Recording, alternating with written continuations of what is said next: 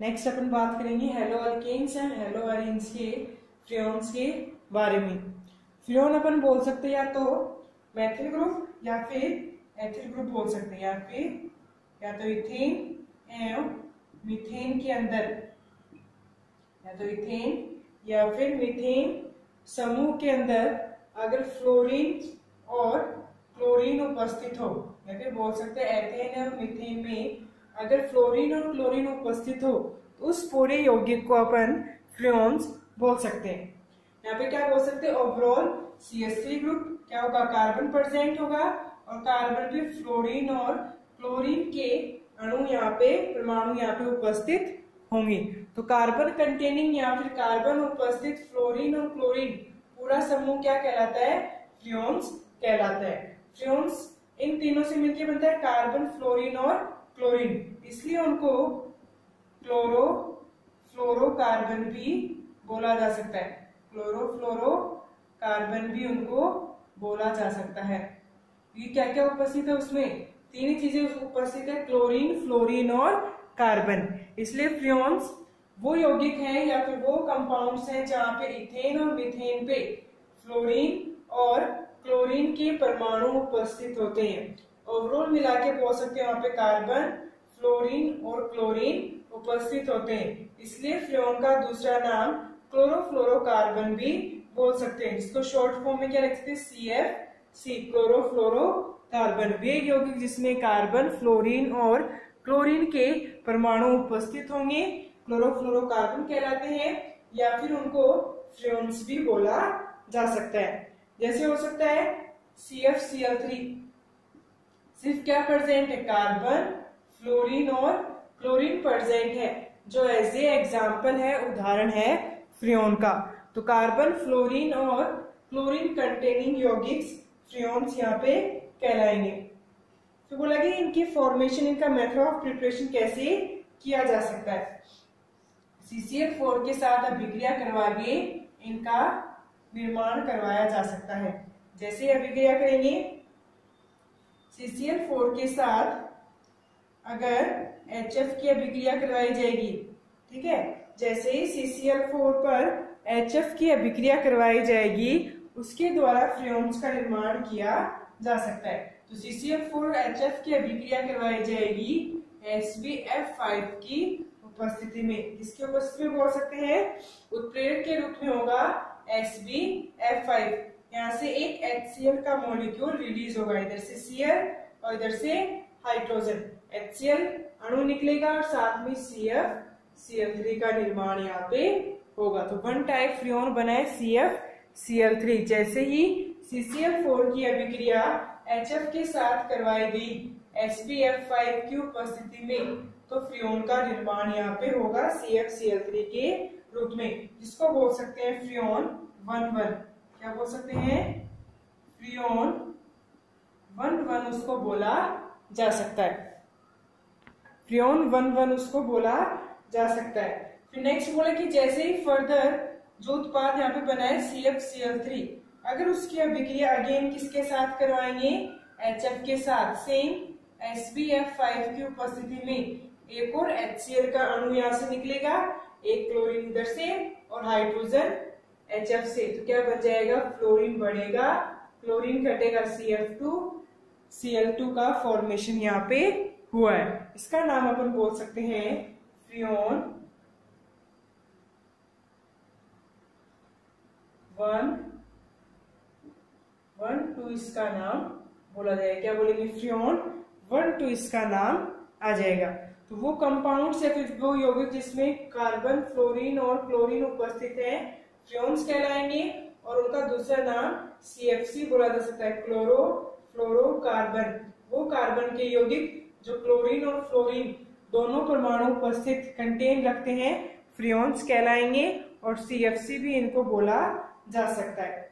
जैसे अगर only carbon tetrachloride के यूज से अपन फॉर्मेशन कर सकते हैं, जैसे CCl4 की अभिक्रिया HF के साथ होगी, फ्रेओन का निर्माण हो सकता है। लेकिन अगर बोल रहा है हेक्सा क्लोरोइथेन अगर लेके चले, इथेन मॉलिक्यूल पे 6 हैलोजन अगर उपस्थित है या फिर 6 क्लोरीन उपस्थित है, तो उससे फ्रियोन का निर्माण कैसे हो सकता है।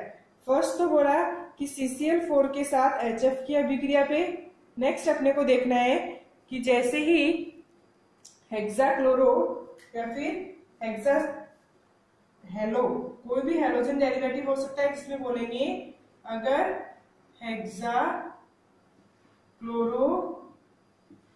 इथेन का एग्जाम्पल अपन लेके चले तो उससे फ्रियोन का निर्माण कैसे करवाया जा सकता है वो अपन देखेंगे। जैसे C2 ग्रुप दर्शा रहा है कि यहाँ पे इथेन ग्रुप उपस्थित है। इथेन क्या होता है, 2 कार्बन कंटेनिंग, तो यहाँ पे क्या आ जाएगा, इथेन समूह उपस्थित है। इथेन के साथ 6 हेलोजन उपस्थित है, तो हेक्साक्लोरो इथेन यहाँ पे उपस्थित है। जैसे हेक्साक्लोरो इथेन के साथ HF की अभिक्रिया होगी 2HF के 2 अणु अपन यहाँ पे लेके चलेंगे। सेम 2HCl यहाँ से निकलेगा, 2HCl निकला मतलब यहाँ सिर्फ 2 क्लोरीन की जगह क्या जुड़ेगा, 2 फ्लोरीन यहाँ पे जुड़ेंगे। C2F2Cl4 का निर्माण यहाँ पे होगा, तो इसको बोल सकते हैं फ्रियोन 112। फ्रियोन 112 इसको बोला जा सकता है, इसका नाम फ्रियोन 112 इसका नाम आ जाएगा। तो ये 2 टाइप से अपन फ्रियोन का निर्माण कर सकते हैं, या तो CCl4 के साथ अभिक्रिया पे, या तो CCl4 की HF के साथ अभिक्रिया, या फिर हेक्साक्लोरोइथेन की HF के साथ अभिक्रिया पे फ्रियोन का निर्माण किया जा सकता है। अगर इनका नाम लिखना हो भी फ्रियोन, ये कैसे पता चला कि 12 लिखना है या फिर 112 लिखना है, 12 लिखना है या फिर 11 लिखना है, वो अपन देखेंगे इनका नाम कैसे लिखा जा सकता है। तो नेक्स्ट मेथड ऑफ प्रिपरेशन या फिर निर्माण की विधि के बाद अपन देखेंगे इनका नामांकन कैसे किया जा सकता है या फिर इनका नाम कैसे लिख सकते हैं।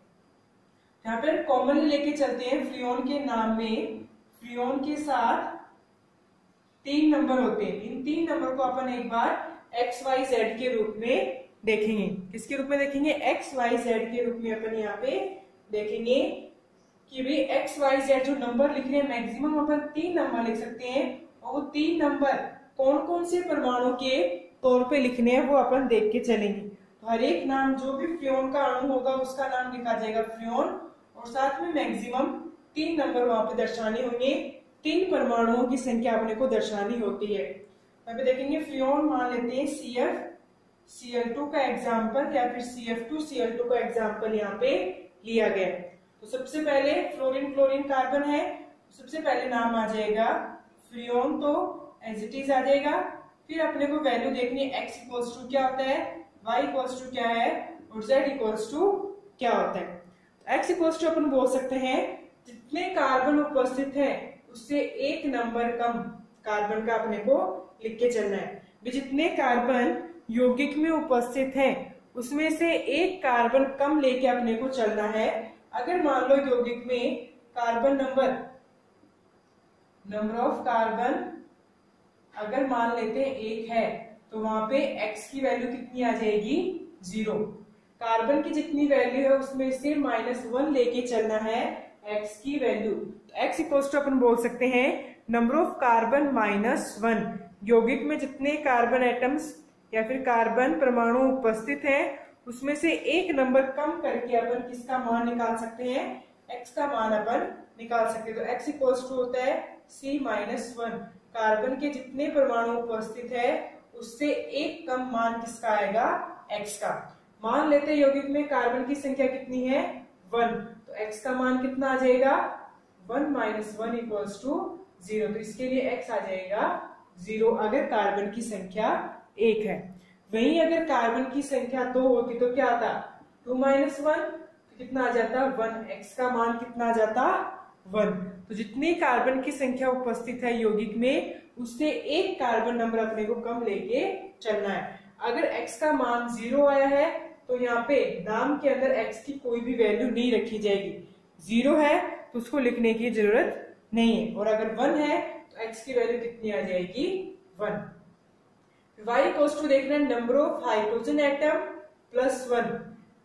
पूरे यौगिक में जितने हाइड्रोजन एटम्स हैं या फिर हाइड्रोजन के परमाणु हैं उससे एक नंबर अपने को ज्यादा लेके चलना है y के मान के लिए।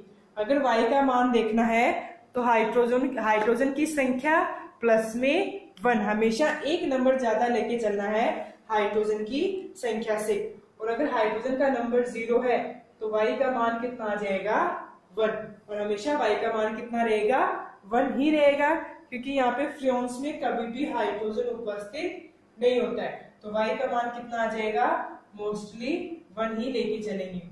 फिर z इक्वल्स टू है नंबर ऑफ फ्लोरीन, या फिर बोल सकते हैं एटम, या फिर बोल सकते हैं फ्लोरीन परमाणुओं की संख्या।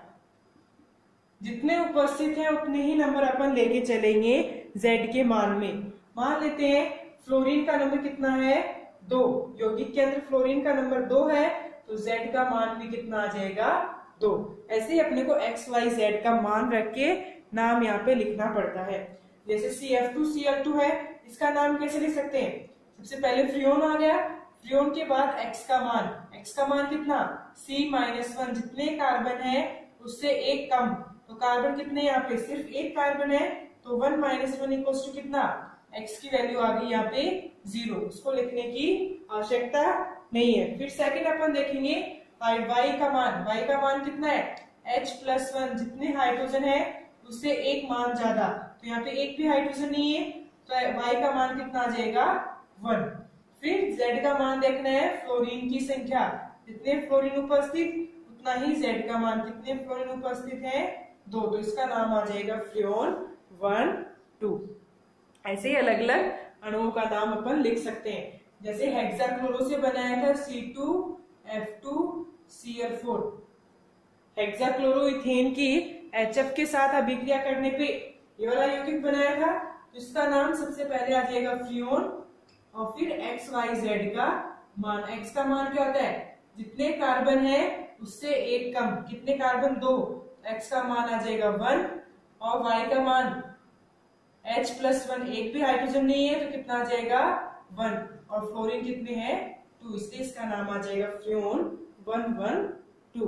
तो जो आगे नंबर लिखा जाता है फ्रियोन के आगे वो XYZ का मान है, x इक्वल्स टू कार्बन की संख्या, उसमें से हमेशा एक कम नंबर अपने को लेके चलना है x के मान के लिए। y इक्वल्स टू होता है हाइड्रोजन की संख्या +1, और z इक्वल्स टू होता है जितने फ्लोरीन की संख्या है उतनी ही z का मान यहाँ पे देखा जाएगा। तो निर्माण की विधि होगी, इसका नामांकन होगा, इसका नाम कैसे लिखा जा सकता है और इनका प्रिपरेशन या फिर निर्माण कैसे किया जा सकता है। फिर बोलेंगे जैसे ही फ्रियोन्स का निर्माण होता है इसका पर्यावरण पे क्या प्रभाव होता है वो अपन देख के चलेंगे। जैसे जो क्लोरोफ्लोरोकार्बन है रेफ्रिजरेटर वगैरह से निकलती है, तो उसका प्रभाव अपने को पर्यावरण पे देख के चलना है, फिर इन्वायरमेंट पे उसका क्या इफेक्ट होगा फ्रियोन्स का, वो अपना नेक्स्ट टॉपिक। तो बोल सकते हैं फ्रियोन का पर्यावरण पे प्रभाव देखेंगे कि जैसे ही फ्रियोन्स समताप मंडल में जाएंगे, क्या बोल सकते हैं, जैसे ही फ्रियोन्स क्या होंगे समताप मंडल तक पहुंचेंगे। भी अपने पर्यावरण में क्या होता है, एक समताप मंडल उपस्थित होता है जहां पे ओजोन परत उपस्थित होती है। कौन सी परत बोल सकते हैं, ओजोन परत वहां पे उपस्थित होती है। ये ओजोन परत क्या करती है, जो भी यूवी किरण आती है, अल्ट्रावायलेट जो भी किरण आती है सूर्य के प्रकाश से जो अल्ट्रावायलेट यूवी किरण निकाली जाती हैं वो सीधे अर्थ पे या फिर अपने इन्वायरमेंट में नहीं आ पाती हैं, क्योंकि ये यूवी की किरण किसके द्वारा रोक ली जाती हैं, ओजोन के द्वारा रोकी जाती है।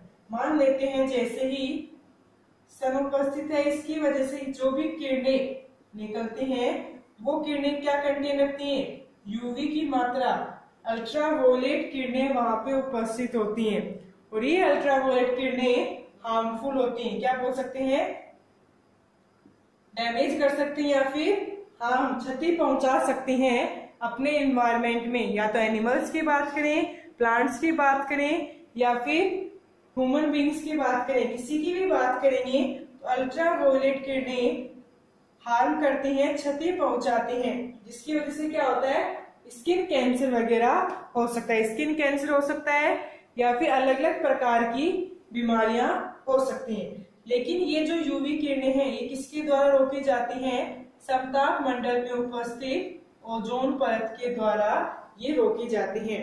डायरेक्ट ये यूवी किरणें इस पे अर्थ के ऊपर नहीं आ सकती, और अर्थ के ऊपर अगर नहीं आ सकती जब तक ओजोन लेयर उपस्थित है, और जब तक अर्थ के ऊपर नहीं आ सकती तो कोई भी प्रकार की क्षति इन यूवी रेज से नहीं हो सकती। जब तक यूवी रेज और अर्थ के बीच में ओजोन लेयर उपस्थित है वो कोई भी हार्म नहीं पहुंचा सकती अर्थ पे रहने वाले जीव जंतुओं को। लेकिन जैसे ही फ्रियोन का निर्माण होता है, फ्रियोन से एक Cl फ्री रेडिकल निकलता है। क्या बोल सकते हैं, Cl फ्री रेडिकल यहाँ से निकलता है। बोले कि जैसे ही फ्रियोन्स क्या निकाल सकते हैं, क्लोरीन मुक्त मूलक यहाँ पे रिलीज कर सकते हैं। और ये क्या होते हैं, क्लोरीन मुक्त मूलक वेट में बहुत ज्यादा हल्की होते हैं। हल्के होने के कारण इजीली जैसे ये बनेंगे कहाँ चले जाते हैं, समताप मंडल में चले जाते हैं। भी हल्के हैं, कोई वेट नहीं है तो ज्यादा एनर्जी नहीं चाहिए, ज्यादा ऊर्जा नहीं चाहिए उसको समताप मंडल में जाने के लिए। तो जितना हल्का होगा उतना ही समताप मंडल में वो जा सकता है। तो लेकिन जैसे ही क्लोरीन मुक्त मूलक का निर्माण होता है फ्रियोन से, वो इतना हल्का होता है कि इजीली समताप मंडल में जा सकता है। जैसे ही समताप मंडल में जाएगा, उपस्थित ओजोन परत, उस ओजोन परत को किससे दर्शाते हैं, O3 से। तो ओजोन परत के साथ अभिक्रिया करता है। जैसे ही ओजोन परत के साथ अभिक्रिया करेगा, उसको ओजोन लेयर को तोड़ेगा और ClO क्लोरीन ऑक्साइड और ऑक्सीजन मॉलिक्यूल का निर्माण यहाँ पे करेगा, या फिर ऑक्सीजन के अणु का निर्माण करेगा। तो एक O3 मॉलिक्यूल को तोड़ दिया, एक O3 अणु को तोड़ के ऑक्सीजन गैस और Cl ऑक्सीजन में कन्वर्ट कर सकता है या फिर परिवर्तित कर सकता है। ऐसे ही ये साइकिल क्या बोल सकते हैं, ये साइकिल चलती जाती है और लगभग एक Cl मुक्त मूलक 1 लाख ओजोन मॉलिक्यूल्स को या फिर ओजोन के अणुओं को 1 लाख ओजोन अणुओं को तोड़कर ऑक्सीजन गैस में परिवर्तित कर सकता है। तो क्या प्रभाव हुआ पर्यावरण पे, हमेशा अगर फ्रियोन से Cl फ्री रेडिकल या फिर क्लोरीन मुक्त मूलक अगर बनता रहेगा, लगातार अगर फ्रियोन से क्लोरीन मुक्त मूलक बनता रहेगा तो समताप मंडल में जाता रहेगा। जैसे ही समताप मंडल में जाएगा वहां पे उपस्थित ओजोन परत को तोड़ता रहेगा। लगभग एक Cl मुक्त मूलक 1 लाख ओजोन अणुओं को तोड़ सकता है और ऑक्सीजन गैस में परिवर्तित कर सकता है। इसलिए बोल सकते हैं कि फ्रियोन्स हमेशा ओजोन लेयर को नुकसान पहुंचाते हैं, और अगर ओजोन लेयर में कोई भी होल हो गया, कोई भी अगर छिद्र हो जाएगा तो डायरेक्ट सन की यूवी किरण कहाँ आएंगी, अर्थ के ऊपर आएंगी। जैसे अर्थ के ऊपर आएंगी, प्लांट्स, एनिमल्स या फिर ह्यूमन बींग्स को कुछ ना कुछ इफेक्ट पहुंचाती रहेगी। जैसे स्किन कैंसर हो सकता है, आईज की प्रॉब्लम हो सकती है, ऐसे अलग अलग प्रकार की डिजीज वो कर सकती है यूवी रेज अगर डायरेक्ट आएगी तो। और डायरेक्ट तभी आ सकती है जब ओजोन लेयर में डिप्लेशन होगा या फिर ओजोन लेयर टूटती रहेगी। और जब तक क्लोरीन मुक्त मूलक बनता रहेगा, ओजोन लेयर ऐसे ही टूटती रहेगी। तो ये प्रभाव होता है फ्रियोन का पर्यावरण के ऊपर। फिर ऐसे ओवरऑल रिएक्शन क्या बोल सकते हैं, अगर ओवरऑल रिएक्शन देखी जाए कि भी कैसे मुक्त मूलक क्लोरीन का निर्माण यहाँ पे होता है। तो जैसे CfCl3 है, एक क्लोरोफ्लोरोकार्बन है या फिर एक प्रकार का फ्रियोन है जिसका नाम आ जाएगा फ्रियोन 1,1, ठीक है। फिर नेक्स्ट अपन इसमें देखेंगे कि जैसे ही अभिक्रिया होगी या फिर एयर की उपस्थिति में, तो यहाँ पे CfCl2 और Cl मुक्त मूलक का निर्माण यहाँ पे होगा। Cl एक फ्री रेडिकल या फिर मुक्त मूलक के रूप में निकलेगा, Cl एक ओनली एक इलेक्ट्रॉन वहां पे उपस्थित होगा। फिर ये क्लोरीन मुक्त मूलक किसके साथ अभिक्रिया करेगा? समताप मंडल में ओजोन परत के साथ अभिक्रिया करेगा। और O3 ओजोन का अणु होता है, ओजोन परत का एक अणु होता है। और ये अणु जैसे ही क्लोरीन फ्री रेडिकल या फिर मुक्त मूलक के साथ जैसे ही अभिक्रिया करेगी, क्लोरीन ऑक्साइड और O2 का निर्माण यहाँ पे होगा। और अभिक्रिया में बोल सकते हैं एक ओजोन का मॉलिक्यूल या फिर एक ओजोन का अणु Cl फ्री रेडिकल के द्वारा तोड़ दिया गया।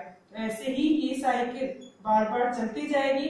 लगभग एक Cl फ्री रेडिकल के द्वारा, एक Cl मुक्त मूलक के द्वारा 1 लाख ओजोन अणुओं को तोड़ा जा सकता है।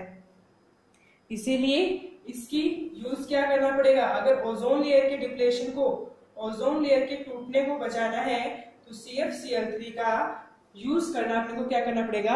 डिक्रीज करना पड़ेगा।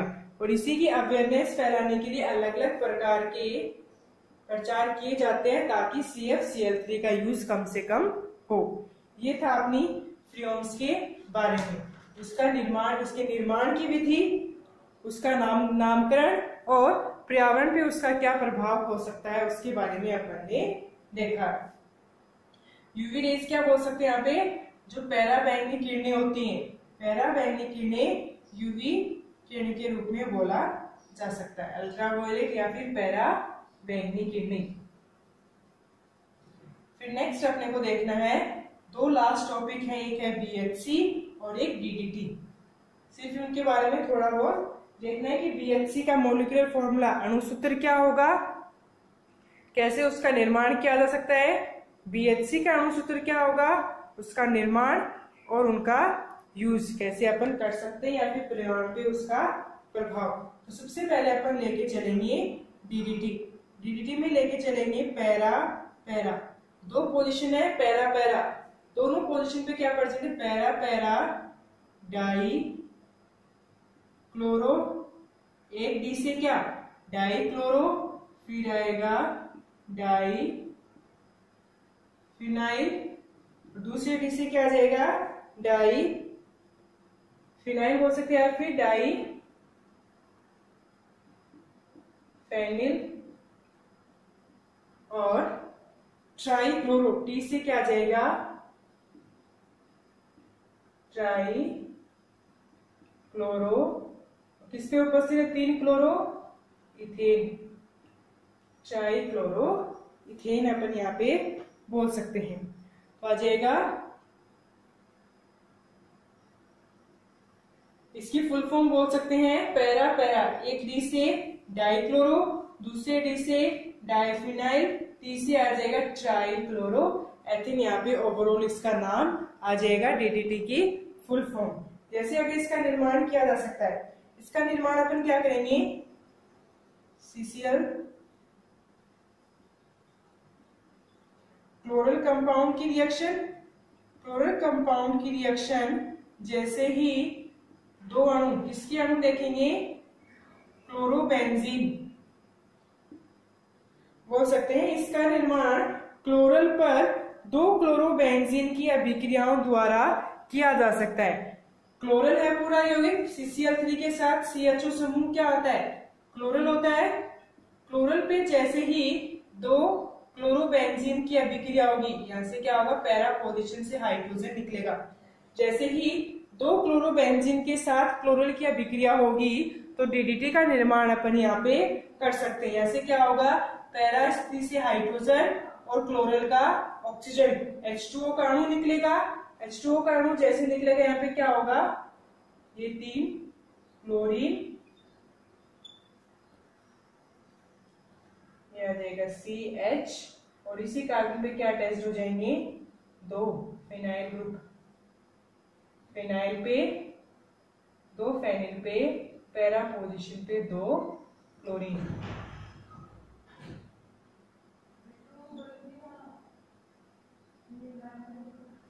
ठीक है, तो क्या हो जाएगा? 3 क्लोरीन उपस्थित है इथाइल ग्रुप पे, ये 3 क्लोरीन इथाइल ग्रुप पे और लास्ट में 2 क्लोरीन आ जाएंगे फिनाइल ग्रुप पे। तो di chloro di phenyl group अपन यहाँ पे बोल सकते हैं। वैसे इसकी स्ट्रक्चर दोबारा बनाए तो सबसे पहले क्या करेंगे? अगर DDT का निर्माण करना है तो क्लोरल के साथ डाई फिनाइल की अभिक्रिया अपने को देखनी पड़ेगी। और इसकी ओवरऑल स्ट्रक्चर बोल सकते हैं, स्टार्टिंग से नाम के हिसाब से चलेंगे। ये हो जाएगा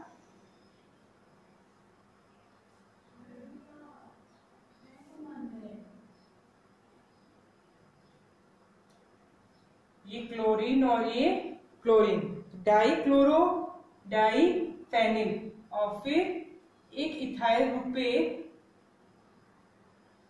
3 क्लोरीन उपस्थित है, Cl Cl Cl। Para position पे है दोनों क्लोरीन, CH के ortho meta para, ortho meta para, इसलिए para para dash di chloro die phenyl tri chloro ethyl group यहाँ पे अपन इसको बोल सकते हैं, या फिर इथेन ग्रुप बोला जा सकता है। ये पूरी स्ट्रक्चर है डीडीटी की, जिसका फॉर्मेशन, जिसका निर्माण किससे हुआ है, क्लोरल और डाई, या क्लोरल या फिर क्लोरल के साथ 2 अणु किसके, क्लोरोबेंजीन की अभिक्रिया, 2 क्लोरोबेंजीन की अभिक्रिया जैसे क्लोरल के साथ करवाई जाएगी, वाटर मॉलिक्यूल निकलने के साथ डीडीटी का निर्माण वहां पे होगा। तो ये सिंपल सी स्ट्रक्चर और उसका निर्माण था डीडीटी का। अब बात आती है बीएचसी की। बीएचसी बेंजीन हेक्साक्लोराइड, बेंजीन पे 6 क्लोरीन उपस्थित हैं, ठीक है। तो यहाँ पे देखेंगे कैसे उसका निर्माण हो सकता है। नेक्स्ट अपन देखेंगे बीएचसी, लास्ट टॉपिक है बीएचसी, बेंजीन हेक्साक्लोराइड। क्या बोल सकते हैं, बेंजीन हेक्साक्लोराइड, बेंजीन हेक्साक्लोराइड इसको बोला जा सकता है, इसकी फुल फॉर्म। इसका निर्माण कैसे कर सकते हैं, जैसे ही बेंजीन की अभिक्रिया C6H6 की अभिक्रिया जैसे ही 3Cl2 के साथ करवाई जाएगी, क्लोरीन के 3 अणुओं के साथ या फिर क्लोरीन के 6 परमाणुओं के साथ जैसे ही अभिक्रिया करवाई जाएगी, यहाँ से तीनों बंध टूटेंगे। क्या टूटेंगे, यहाँ से तीनों बंध टूटेंगे, और तीनों बंध टूटने के बाद 6 की 6 पोजीशन पे यहाँ पे क्लोरीन जोड़ा जाएगा। जैसे अभिक्रिया होगी 6 की 6 कार्बन पे क्या आ जाएगा, एक एक क्लोरीन यहाँ पे आ जाएगा। तो ये आ जाएगा किसका, कौन सा उत्पाद हो जाएगा, बीएचसी बेंजीन हेक्साक्लोराइड। इसका तो मॉलिक्यूलर फॉर्मूला अणु सूत्र है C6H6, जैसी अभिक्रिया होगी C6H6Cl6 यहाँ पे बन जाएगा। बेंजीन पे 6 क्लोरीन उपस्थित है, जिसको बोल सकते हैं बेंजीन हेक्साक्लोराइड, इसका नाम बोला जा सकता है। तो ये थे 2 प्रकार के लास्ट यौगिक, कौन कौन से, एक तो था DDT para para di chloro diphenyl trichloroethane, और लास्ट था बीएचसी बेंजीन हेक्साक्लोराइड। अलग अलग प्रकार से एक एक इनकी निर्माण विधि है, और कुछ इसके स्ट्रक्चर हैं, जैसे इसकी ओवरऑल स्ट्रक्चर क्या बोली जा सकती है। तो यहाँ पे आपका chapter complete 10th halo alkanes and halo arenes. Next में अपन बात करेंगे नेक्स्ट चैप्टर की।